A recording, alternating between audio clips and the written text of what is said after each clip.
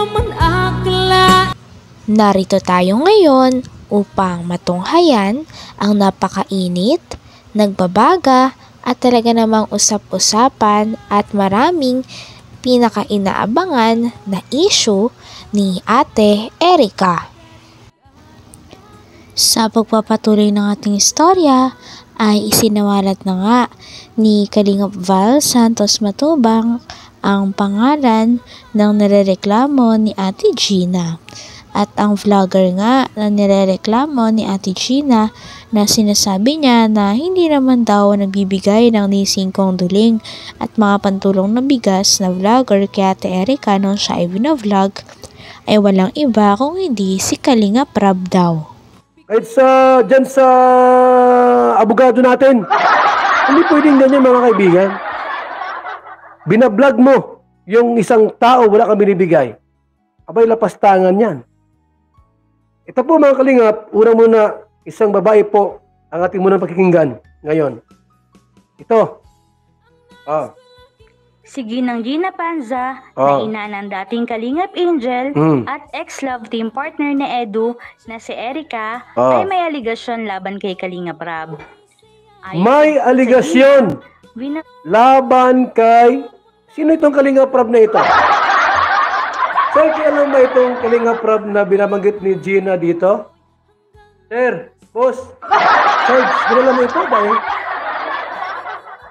Kalingap Rab daw. Isang vlogger daw po na binablog yung anak.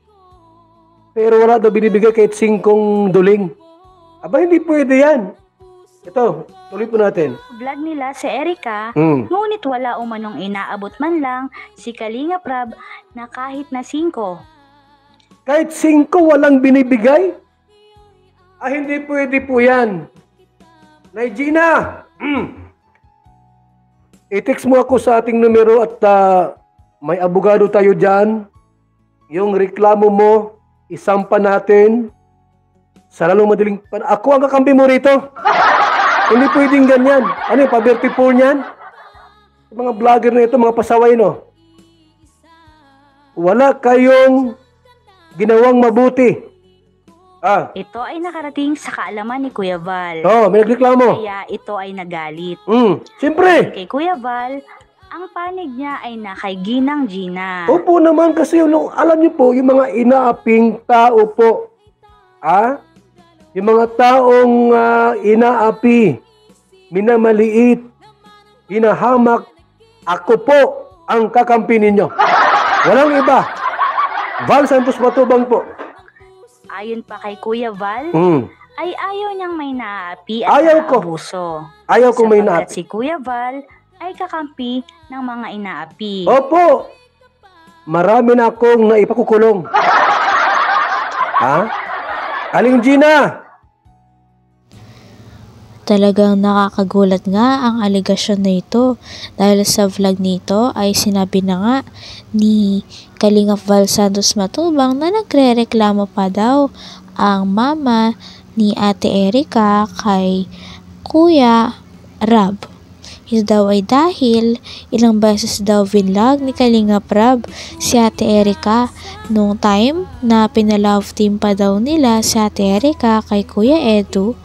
At isiniwalat nga ngayon ng mama ni Ate Erica na wala daw palang nakukuhang pera doon o bayad si Ate Erica sa lahat ng mga pag-vlog nila sa dalaga.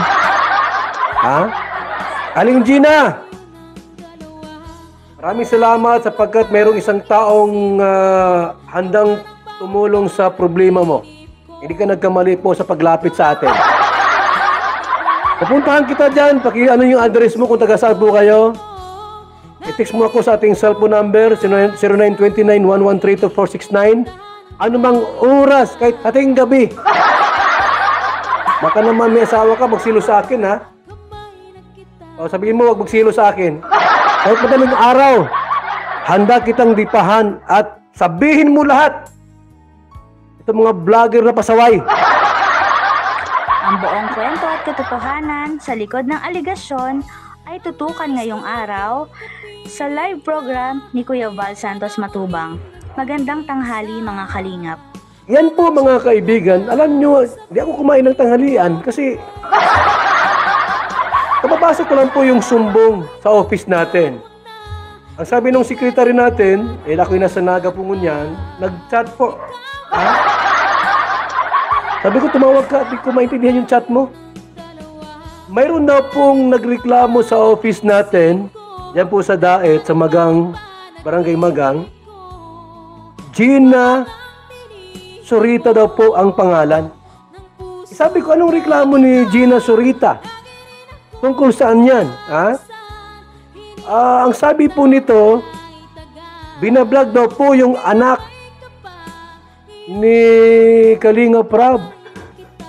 Sabi ko, sino si Kalinga Prab? Taga saan yan? Sabi, taga Daet daw po. Ngayon, anong reklamo niya? Sabi ko, after daw po nung vlog, walang binibigay ni Singkong Kusing. Baka naman ipakumita yung channel ni Kalinga Prab. Mataas na po ang views. Aba, hindi pwede yan. Dapat pukit malamang pangkapi-kapi, pang tinapay po yung magbigay man lang kahit 100 gatos. 200. Wala nga pong binibigay si Kalinga Prab. Ito po yung video po. Ha? Ito. Yung video po mga kaibigan, para malaman natin ang buong katotohanan. Madami nga ang nagulat dito dahil hindi nila inaasahan na ang tinutukoy ni Ate Gina ay walang iba si Kalinga Prab. Kilala nga natin si Kalinga Prab na anak ni Kalinga Val at isang sikat ng vlogger ng buong Kalingap.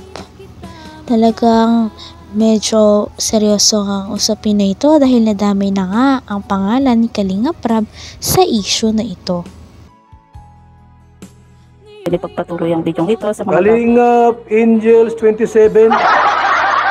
Ito po ang aking sekretary. Ayan. Si Kalingap Angels 27. Makinig tayo muna sa kanya. nanay ng dating beneficiaries ni Kalinga Prab, ipinahiya si Kalinga Prab. Bakit? At sinabing walang natanggap na pera kahit piso. Oh? Wala daw pong natanggap si Erika kahit piso. Ay hindi maganda yan, Kalinga Prab. Kuripot, dapat pagka nag-vlog ka ng isang tao po, kinokontent mo yung tao, dapat kahit malamang pang tinatinapay, pang soft drinks, magbigay naman kayo. Wala daw pong natanggap yung anak kahit piso ni Singkong Duling. So, yan po yung ating pag-uusapan po mamaya mga Kalinga. Pero bago po natin ipagpatuloy ang video ito, sa mga bago pa lang po sa aking muntik channel, huwag po natin kalimutang suportahan ang ama ng Kalingap, Kuya Val Santos Matubang at Kalinga Prab. At paunawa po muna ang full video bago mag-comment para malaman ang nilalaman nito.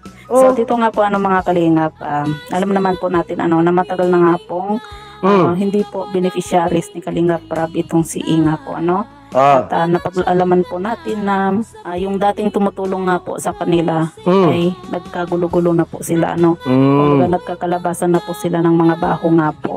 At ngayon po ay talagang hanggang ngayon idinadawit pa rin po itong si Kalinga Prab sa kanilang kaguluhan nga po. Maging ang nanay nga po nitong si I ay talagang ipinapahiya nga po itong si Kalinga Prab at sinasabi nga po na wala daw po silang natatanggap na pera. Wala, dito kay Kalinga Prab. Totoo ba yan? Yan ang tanong ko po, mga kaibigan. Totoo ba na walang natatanggap itong anak ni Gina Surita mula kay Kalinga Prab na pera o kahit Singkong Duling? Tuloy natin. Kahit piso. Ito po mga Kalingap, pakinggan po muna natin ang maikling video clip bago po natin ipagpatuloy ang reaction na ito. Okay, tuloy mo lang. Wala po kami nakawa kayo pera dyan kayo.